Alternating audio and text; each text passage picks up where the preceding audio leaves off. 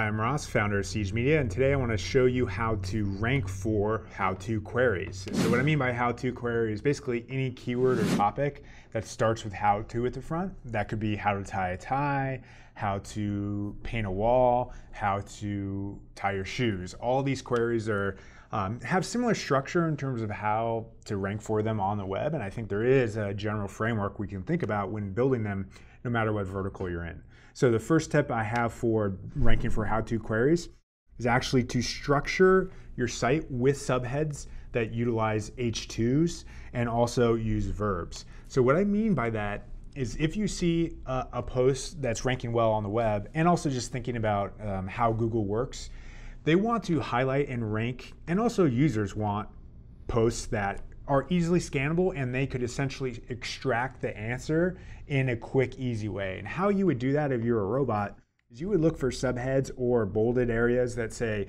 step 1, here's the step. Step 2, here's the step. And the closer you are to the top of the post and also the how-to definitional area, the more likely it is that you're actually increasing the confidence interval for robots to understand that this is a how-to post and you are clearly instructing users how to do that. The next piece of that is the verb at the front. So what I mean by a verb is something like utilize a blue book or wrap the tie over your neck. Those kind of indicators show a direction that is easily understandable for users. Why this is important is because you'll occasionally see a how-to post that utilizes a noun potentially at the front. So maybe it's like step 2, Siege Media is a good resource. That's not a very good way of explaining the language of a how-to in terms of being directional of how to do it. And that's important because Google increasingly is trying to show quick answers. And if you're a user and you're Googling how to tie a tie and the directions aren't clearly verbs in terms of step 1, step 2, step 3, step 4, it is less likely you're going to easily understand that how-to in that short format, meaning you're more likely to click a result. And it's increasingly the case today that it seems like Google wants to highlight results that can give you an answer without ever clicking it. And the more easily understood that is, whether it's correlative or causative, that verbs are more preferential for how-tos, it makes sense to use that in terms of your site structure. And H2s are important as well because, again, this is showing importance and hierarchy to Google. It's easy to understand, and it's something they can extract and potentially show in that quick answer and highlight overall.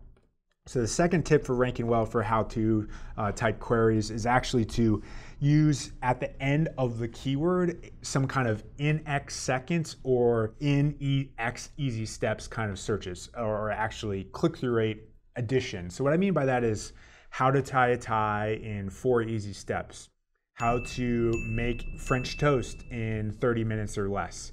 These kind of 2 exact frameworks are easily in things that people prefer and want to click more often because they say, I can do this thing easier or I can do it in less time. So that's like the perfect alignment of hitting the keyword and then also adding that your post is better at the end with these kind of either time or ease frameworks, which is the easy steps or X time. And of course the time can always vary depending on the market, but if you're making French toast, it's probably okay to be 30 minutes. But if you're saying how to tie a tie, you would want to say in 30 seconds or less, most likely.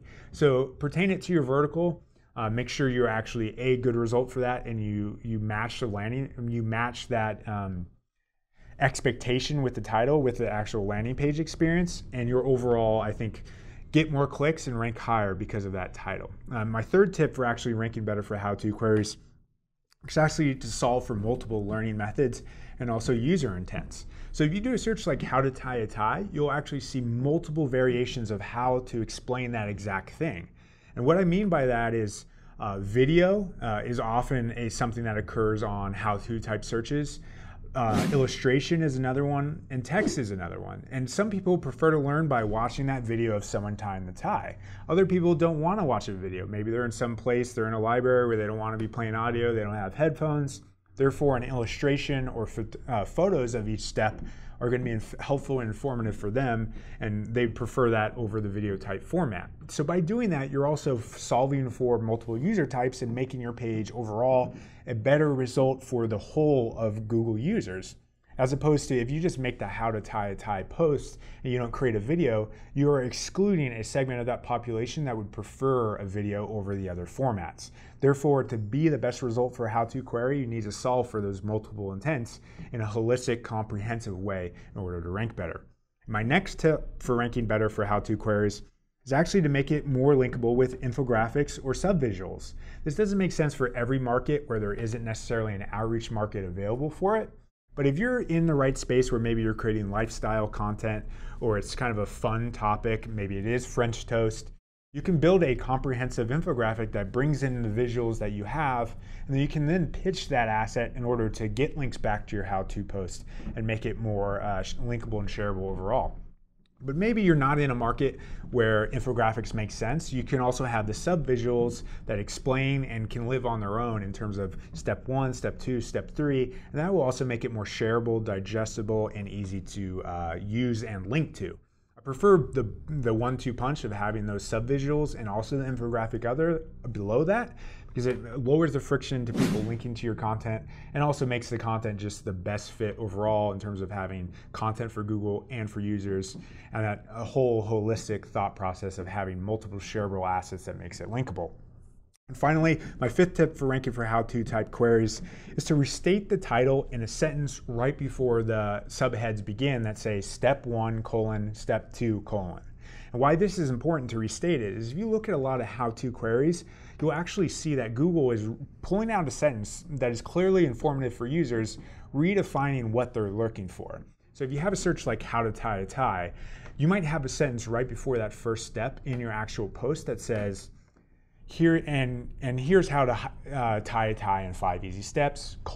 If I'm Google, that's easy to extract and build confidence that those steps subsequently are actually tying into how to tie a tie, as opposed to some other thing that maybe you decided to go on a rant on indirectly. So, and they pull that into the quick answer as well, and you'll see that there is clearly a connection of how users interpret that, how Google finds significance in seeing the keyword right before that first step 1, and then tying those together in order to make it the most relevant how-to post overall.